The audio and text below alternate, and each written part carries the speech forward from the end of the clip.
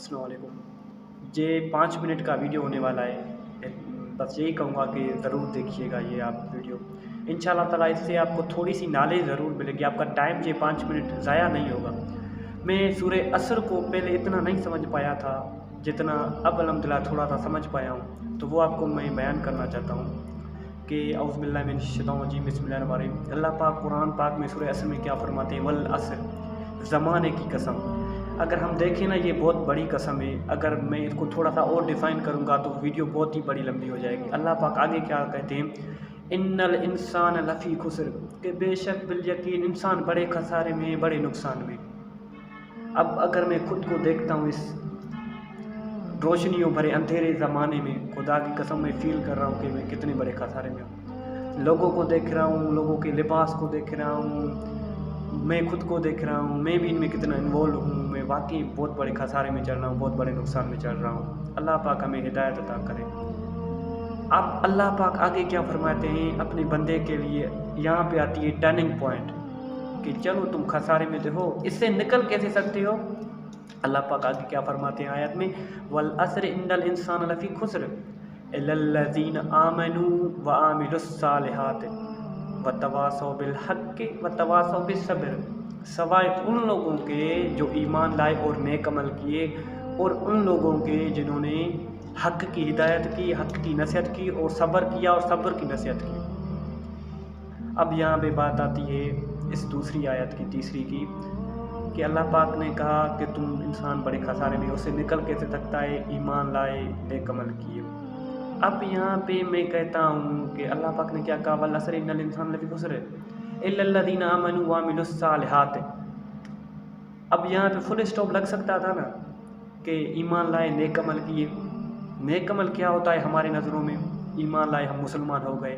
اب یہاں پہ جو بھی ہم کام کرتے ہیں اس دنیا میں، جو اللہ پاک کو راضی کرنے کے لیے ہو، جو اللہ پاک نے ہم کو بتایا ہے کہ یہ تمہارے لیے بہتر ہے، نیک عمل ہے، وہ ہم جو بھی کرتے ہیں سوائے اس کے جو اللہ پاک کو ناراض کرے، بے حیائی کے خلاف بے حیائی ہو، اس کو چھوڑ کر ہم جو بھی نماز پڑھتے ہیں، کسی کی مدد کرتے ہیں، جو بھی کام کرتے ہیں وہ نیک عمل ہے نا۔ تو یہاں پہ فل اسٹاپ لگ سکتا تھا نا کہ تم ایمان لاؤ اور نیک عمل کیے، کرو، بات ختم۔ نہیں، اللہ پاک اب یہاں پہ ٹرننگ پوائنٹ آتی ہے، یہاں پہ انسان کو سمجھنا چاہیے۔ جو آج سے لاسٹ والی آیت ہے اس میں اللہ پاک کیا فرماتا ہے؟ والعصر ان الانسان لفی خسر الا الذین آمنوا وعملوا الصالحات وتواصوا بالحق وتواصوا بالصبر۔ اب یہ اس آیت کو سمجھنے کی ہمیں بہت بڑی ضرورت ہے۔ یہاں پہ اللہ پاک نے فل اسٹاپ نہیں لگایا، وتواصوا بالحق وتواصوا بالصبر۔ اب سوائے ان لوگوں کے بھی جو نیک عمل تو کریں گے لیکن حق کی ہدایت کریں گے، حق کی نصیحت کریں گے، اور صبر کریں گے، صبر کی نصیحت کریں گے۔ اب یہاں پہ بات آتی ہے کہ ہمیں جسٹ نیک عمل ہی نہیں کرنی۔ دیکھیں، حق کی ہدایت کرنا بھی تو ایک نیک عمل ہے نا، صبر بھی تو ایک نیک عمل ہے نا۔ لیکن اللہ پاک نے اس کو اور ظاہری طور پہ کیوں بتایا؟ تاکہ مسلمان اس گمنامی میں نہ رہ جائے کہ حق کیا ہے، ناحق کیا ہے۔ امام حسین علیہ السلام میں جو کربلا ہوئی تھی نا، اس کو سمجھنے کی آپ کو ضرورت ہے۔ یہ جو ابھی ہو رہا ہے نا اسرائیل میں، فلسطین میں، سمجھنے کی ضرورت ہے آپ کو، ہم کو۔ وتواصوا بالحق وتواصوا بالصبر۔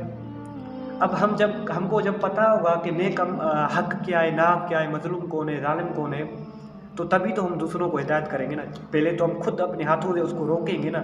یہاں پہ بھی حق نہیں ہو رہا ہوگا، ظلم ہو رہا ہوگا، پہلے تو ہم اس کو اپنے ہاتھوں سے روکیں گے اور پھر دوسروں کو بھی ہدایت کریں گے۔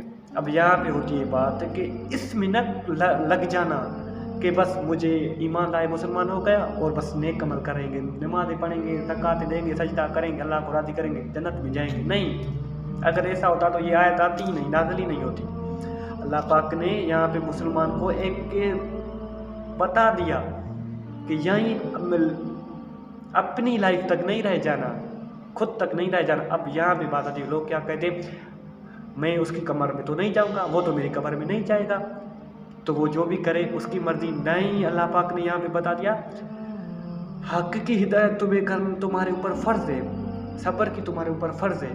اگر اللہ پاک نے تمہیں تھوڑا سا علم دیا ہے، تھوڑا سا بھی کچھ نصیحت دی ہے، تو تمہارے اوپر فرض ہے تو لوگوں کو بتاؤ کہ یہ تم غلط کام کر رہے ہو، حق یہ ہے، نہ یہ ہے، تمہیں صبر کرنا چاہیے۔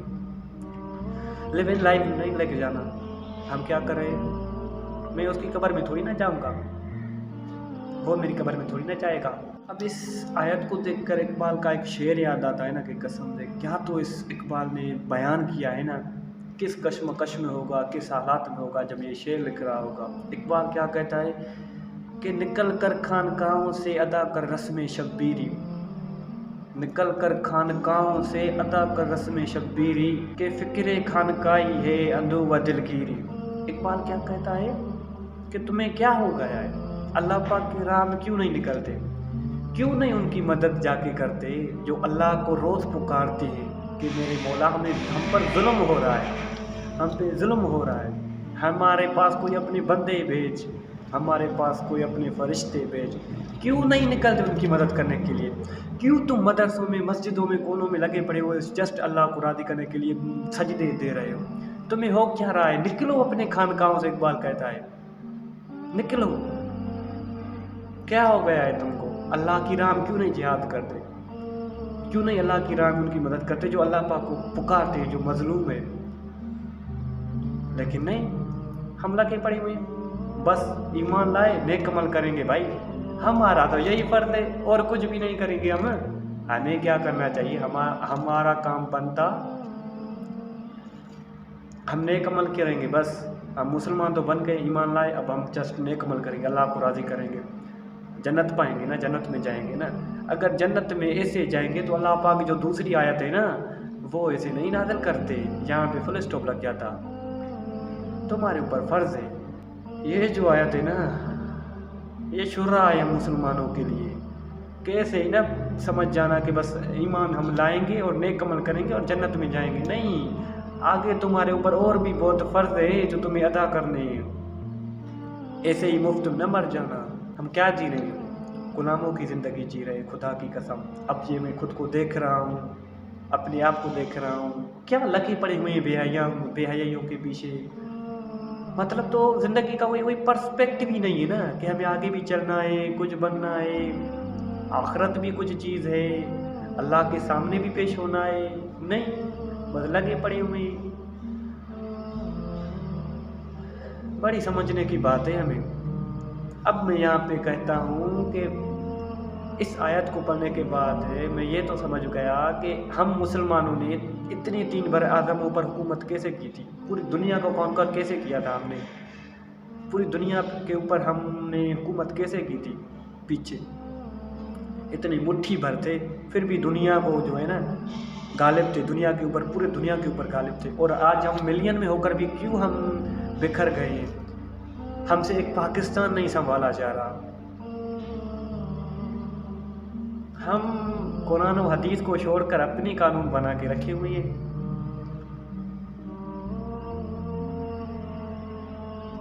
हमने रोज़ व्हाट्सअप हो गया, अपने स्टडी बुक्स हो गए, रोज़ खोलते हैं, रोज़ स्टडी करते हैं, व्हाट्सअप हर रोज़ चेक करते हैं, फेसबुक रोज़ चलाते हैं, टिकटॉक रोज़ चलाते हैं।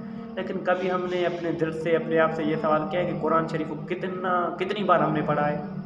चलो पढ़ा तो है, उसकी मीनिंग के साथ उसको समझने की कभी हमने कोशिश की है कि अल्लाह पाक हमसे कुरान पाक में कहना क्या चाहते हैं? कभी ये हमने कोशिश की है? कितने सालों बाद, कितने महीनों बाद की है?